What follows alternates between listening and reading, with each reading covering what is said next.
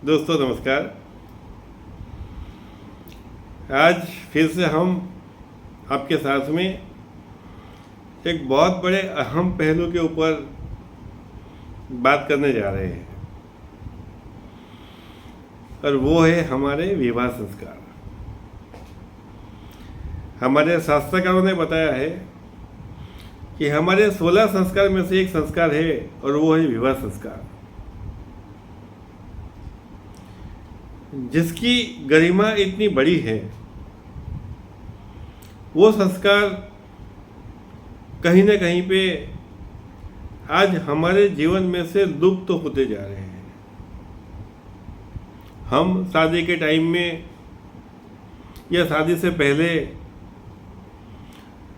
बहुत सारे सपने हमारे मन में आकारित लेते हैं कि मेरा जीवन साथी ऐसा होगा, मेरा जीवन साथी वैसा होगा, मैं उनके साथ में वो करूँगा, मैं उनके साथ में ये करूँगा। ये हर आदमी सोचता है।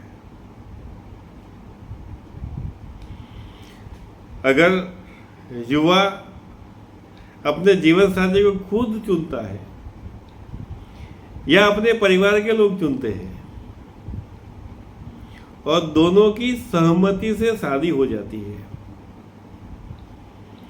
उनके बावजूद भी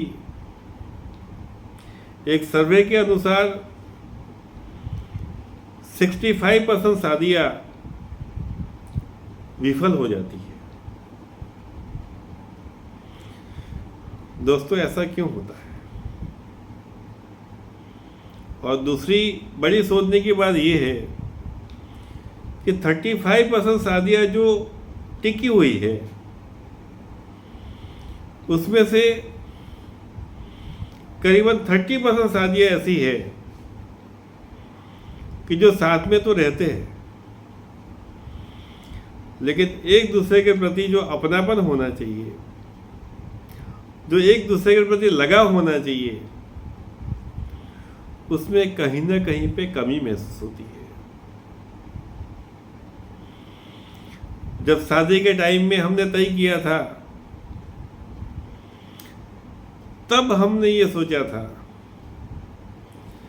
कि ये रिश्ता हमारे 7 जन्म तक बना रहे, लेकिन कुछ सालों के बाद ऐसा तो क्या हो जाता है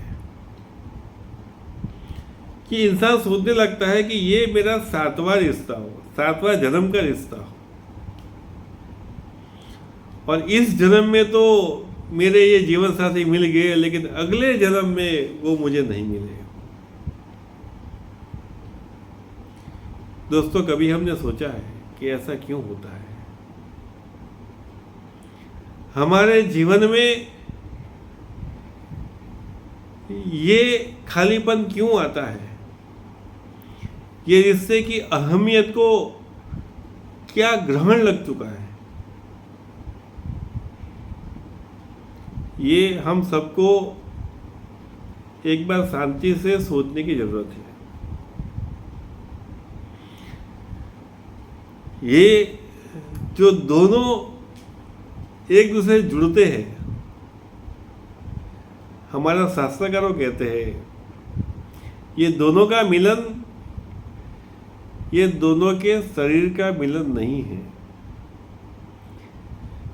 ये दोनों की आत्मा का मिलन है। दोनों का जो आत्मा है, दोनों का जो सोल है, वो मिले है।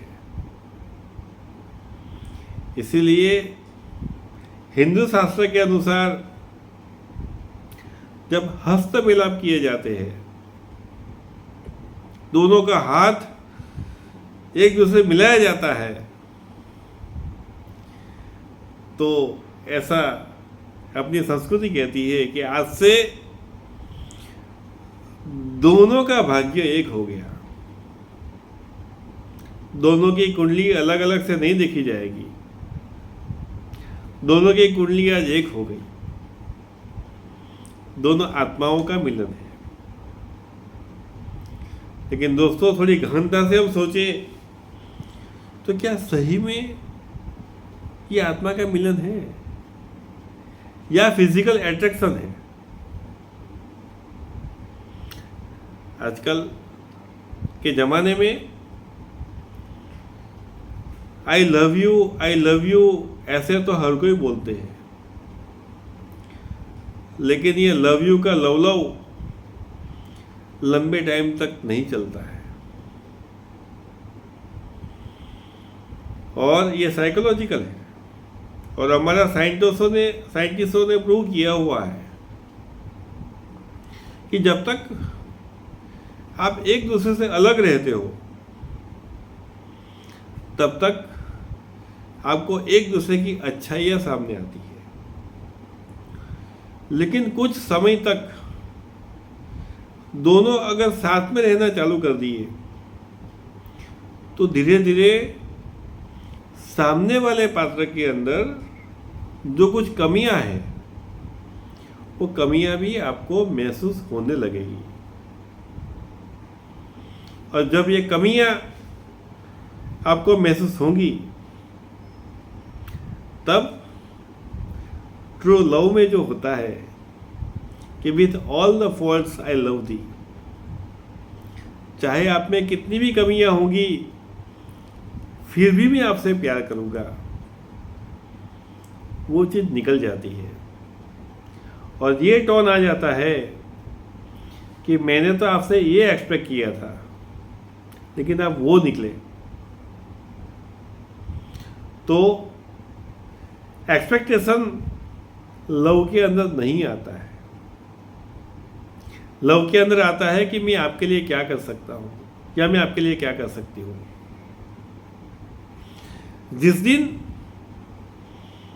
वो चीज आपके जीवन में आ जाएगी, with all the force I love thee, उस दिन आपके जीवन की एक पराकाष्ठा होगी। आपको जीवन जीने का एक आनंद मिलेगा